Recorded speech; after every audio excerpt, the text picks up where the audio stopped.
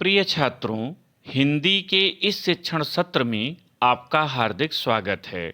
आज हम गद्य खंड के अंतर्गत महाकवि माघ का प्रभात वर्णन निबंध के 9वें भाग का अध्ययन करेंगे। प्रस्तुत अंश में लेखक आचार्य महावीर प्रसाद द्विवेदी जी ने उदयाचल पर्वत पर बाल सूर्य के उदित होने का बड़ा ही मनमोहक वर्णन किया है। गद्यांश देखें।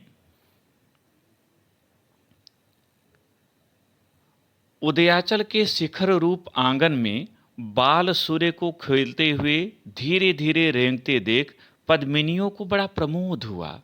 सुंदर बालक को आंगन में जान पाण चलते देख स्त्रियों का प्रसन्न होना स्वाभाविक ही है। कठिन शब्दों का अर्थ और व्याख्या एक साथ देखते चलें। उदयाचल वह पर्वत जिस पर सूर्य उदित होता है। ऐसी मान्यता है कि उदयाचल पर्वत पर ही सूर्य उदित होता है। शिखर माने चोटियां। पद्मिनियों, कमलिनियों, कमलिनी को पद्मिनी कहा गया। प्रमोद, आनंद, हर्ष, प्रसन्नता। जानपाण, घुटनों के बल। व्याख्या देखें। लेखक आचार्य द्विवेदी जी कहते हैं कि जब सूर्य उदित होता है तो वह शिशु के समान प्रतीत होता है। धीरे धीरे बाल सूर्य उदयाचल पर उदित होकर शिखर की ओर बढ़ने लगा। तब ऐसा लगा जैसे उदयाचल रूपी आंगन में वह क्रीड़ाएं कर रहा हो। बालक को आंगन में जान पाण चलते देख स्त्रियों का प्रसन्न होना स्वाभाविक ही है। लेखक कहता है कि जिस प्रकार घर के आंगन में कोई सुंदर शिशु क्रीड़ाएं कर रहा हो, घुटनों के बल चल रहा हो, तो उसे देखकर घर की महिलाओं का प्रसन्न होना स्वाभाविक है। उसी प्रकार प्रातःकालीन बाल सूर्य को उदयाचल के शिखर पर धीरे धीरे घुटनों के बल चलते देखकर कमलिनियों को बहुत आनंद प्राप्त हुआ। अतएव उन्होंने अपने कमल मुख के विकास के बहाने हंस हंसकर उसे बड़े ही प्रेम से देखा। लेखक कह रहा है कि कमलिनियां बाल सूर्य के अद्भुत रूप को देखकर प्रसन्न होने लगीं और उन्होंने विकसित होना आरंभ कर दिया। इस प्रकार ऐसा लगा जैसे वो अपने आनंद और उल्लास को व्यक्त कर रही हूं। यह दृश्य देखकर मां के सदृश अंतरिक्ष देवता का हृदय भर आया।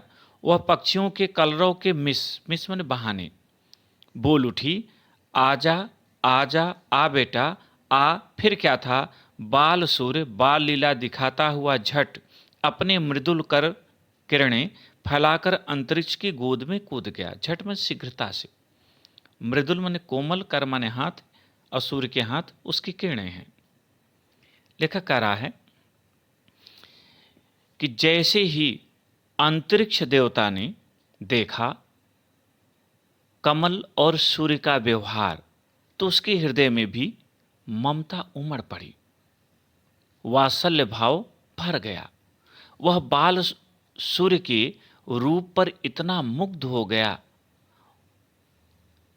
कि पक्षियों के कलरव के बहाने आ बेटा कहकर उसे पुकारने लगा।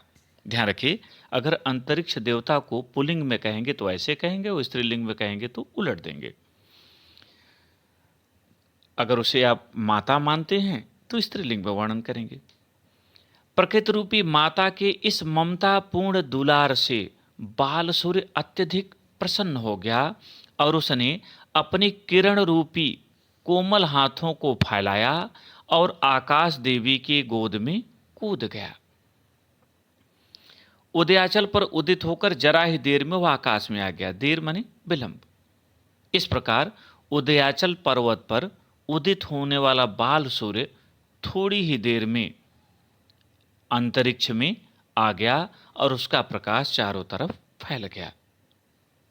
इस पाठ में इतना ही। प्रश्न उत्तर देखें। पहला, प्रस्तुत गद्यांश का शीर्षक तथा लेखक का नाम लिखिए। उत्तर, प्रस्तुत गद्यांश का शीर्षक महाकवि माघ का प्रभात वर्णन तथा लेखक का नाम आचार्य महावीर प्रसाद द्विवेदी है। दूसरा प्रश्न, रेखांकित अंश की व्याख्या कीजिए। और यहाँ रेखांकित अंश है, उदयाचल के शिखर रूप आंगन में बाल सूर्य को खेलते हुए धीरे धीरे रेंगते देख पद्मिनियों को बड़ा प्रमोद हुआ। सुंदर बालक को आंगन में जान पाड़ चलते देख स्त्रियों का प्रसन्न होना स्वाभाविक ही है। उत्तर, लेखक आचार्य द्विवेदी जी कहते हैं कि सूर्योदय के समय बाल सूर्य शिशु के समान प्रतीत हुआ। उदयाचल के शिखर की ओर बढ़ता हुआ वह ऐसा लग रहा था जैसे उदयाचल रूपी आंगन में क्रीड़ाएं कर रहा हो। जैसे घर के आंगन में किसी सुंदर बालक को क्रीड़ा करते हुए और घुटनों के बल चलते देखकर घर की महिलाओं को आनंद अनुभव होता है, प्रसन्नता होती है, उसी प्रकार प्रातःकालीन बाल सूर्य को उदयाचल के शिखर रूपी आंगन में चलते देखकर कमलिनियों को अत्यधिक आनंद प्राप्त हुआ। तीसरा प्रश्न, सूर्य के उदित होने का कमल और कमलिनियों पर क्या प्रभाव पड़ा? उत्तर, सूर्य के उदित होने का कमल और कमलिनियों पर यह प्रभाव पड़ा कि वे बाल सूर्य के अद्भुत रूप को देखकर हर्षित होने लगे।